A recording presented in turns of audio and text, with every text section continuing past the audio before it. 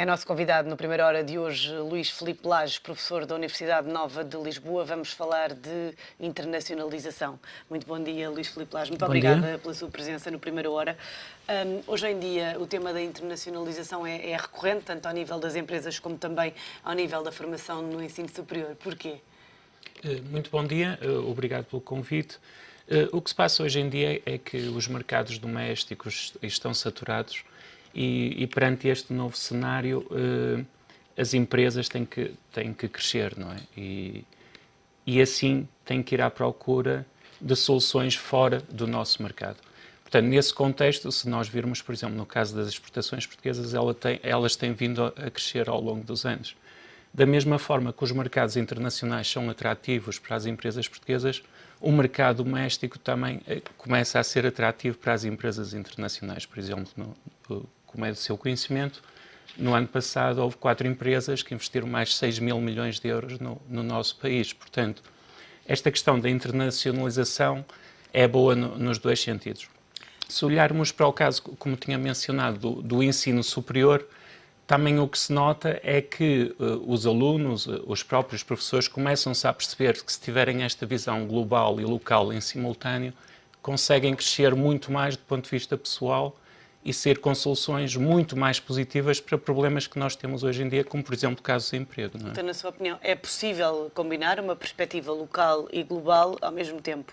Sem dúvida. Possível e faz sentido, é Exatamente. E eu acredito que dessa forma se podem encontrar soluções muito mais positivas para os problemas que nós temos hoje em dia no nosso país. Por exemplo, questões como a pobreza, questões como o desemprego.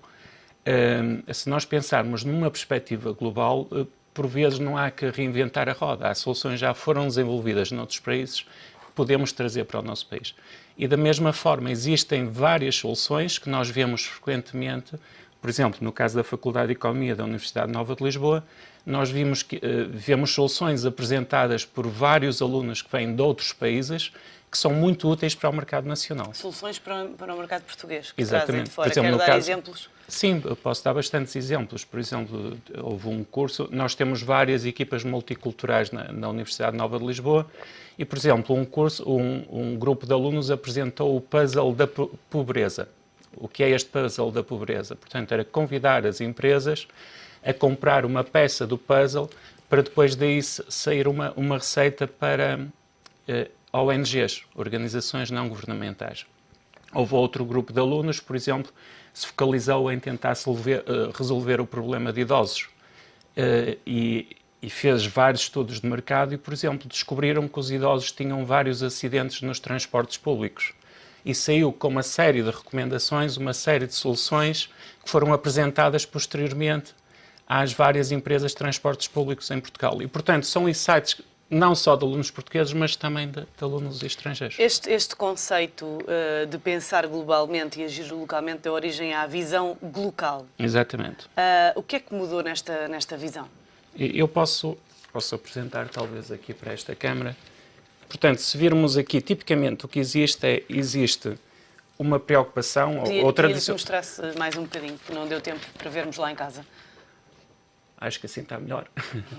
Portanto, se olharmos para este gráfico aqui, existe tipicamente 2 escolas de pensamento.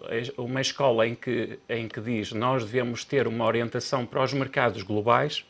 Existe outra escola de pensamento que diz nós devemos ter uma orientação para os mercados locais. O que aqui nós vimos apresentar, ou o que tem sido discutido, e isto acaba por ser, digamos, uma forma ligeiramente diferente de pensar, é que nós podemos beneficiar se pensarmos simultaneamente nas 2 dimensões. Portanto, nós não temos que dizer que a solução certa é global ou que a solução certa é local. Agora, se nós conseguirmos pensar nas 2 soluções em simultâneo, como nós fazemos com os nossos alunos constantemente, as soluções finais vão ser bastante mais interessantes. Porquê? Porque acaba por haver pensamento lateral, não é? O que é que vai acontecer? Os alunos vão olhar para soluções que já existem nos seus mercados, que não são necessariamente Portugal, não é necessariamente Lisboa, pode ser a Régua, pode ser o Porto, etc. Vão pensar em cidades internacionais, Xangai, Singapura, São Paulo, etc.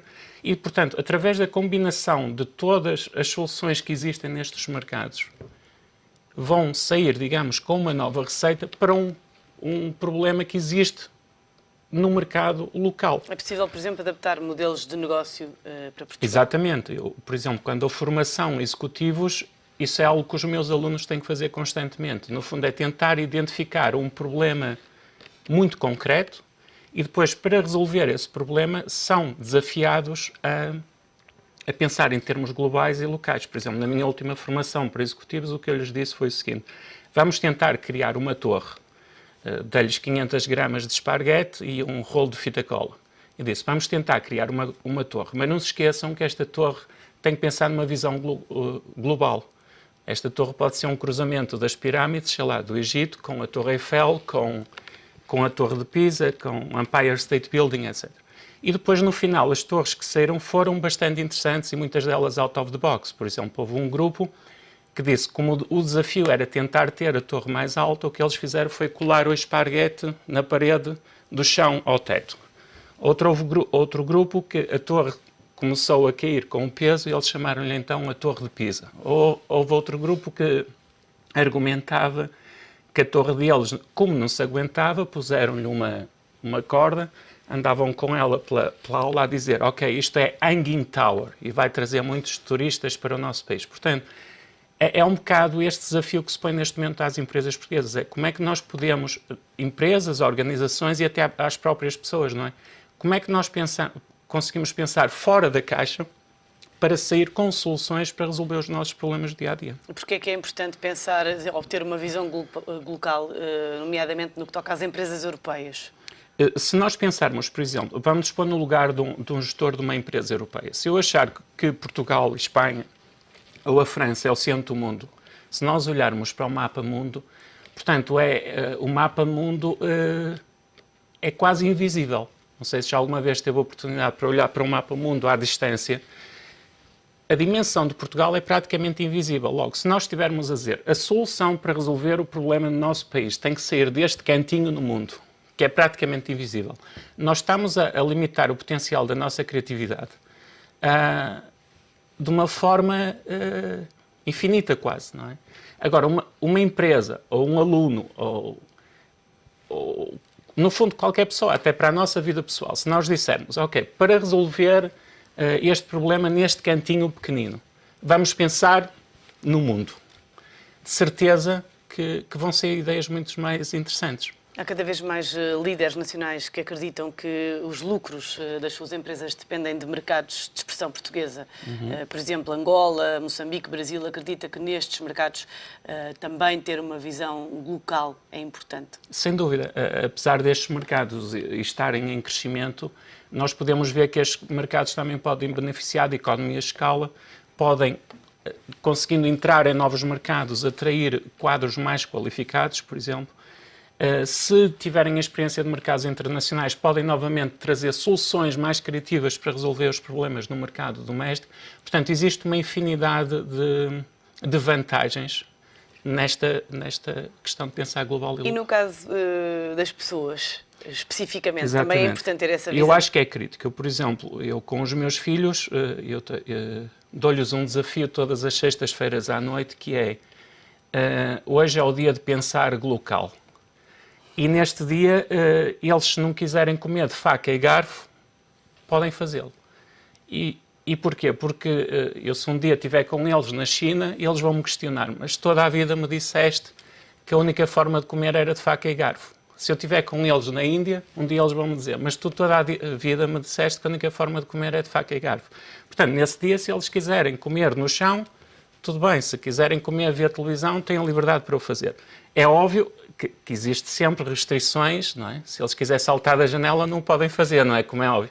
Mas pronto, no fundo é dar espaço à criatividade. E eu acho que falta muito esta dimensão junto às nossas empresas, que é, tipicamente nós dissemos, esta fórmula resultou nos últimos 30 anos. E, portanto, existe uma resistência imensa à mudança. Exatamente. E, portanto, o grande desafio para os gestores nos nossos dias é que nós não nos podemos esquecer... Tem que alargar horizontes. Sem dúvida. Portanto, nós não nos podemos esquecer que já não estamos na época, eu chamo-lhe BG, que é Before Google. Nós estamos na época After Google. E a época After Google, ok, apesar do mundo já ser muito mais plano, é um mundo também SPAC. E, portanto, SPAC na medida em que existem várias diferenças em termos globais. Estamos a chegar ao fim do nosso tempo e não queria deixar de lhe perguntar, no caso de pessoas, por exemplo, desempregadas, como é que elas podem usar essa visão para seu benefício? E encontrar um podem emprego, começar, se nos pusermos no lugar de uma pessoa desempregada, podem começar logo por pensar, ok, se eu pensar não só localmente, mas globalmente, o meu mercado é logo muito maior. Por outro lado, se aproximarem de um gestor de uma empresa, por exemplo, se eu estiver a recrutar alguém e alguém vier ter comigo, eu não estou a pensar contratar alguém, mas alguém vier ter comigo e disser, eu consigo trazer valor acrescentado para a sua empresa, por exemplo, trazer um produto ou uma ideia que eu tenho para o mercado internacional. Essa pessoa, no fundo, está a criar o seu próprio emprego, porque vai trazer valor para a minha empresa, não é? E, como é óbvio, eu vou acabar por contratá-la e criar o próprio emprego para essa pessoa. Porque, à partida, o emprego está criado. Porque essa pessoa descobriu uma nova oportunidade para a minha empresa crescer. E todas as empresas querem crescer, não é? Luís Filipe Lage, muito obrigada pela sua presença, pelos seus comentários e até a próxima. Foi um prazer. Fazemos agora uma curta pausa no Primeira Hora. Até já.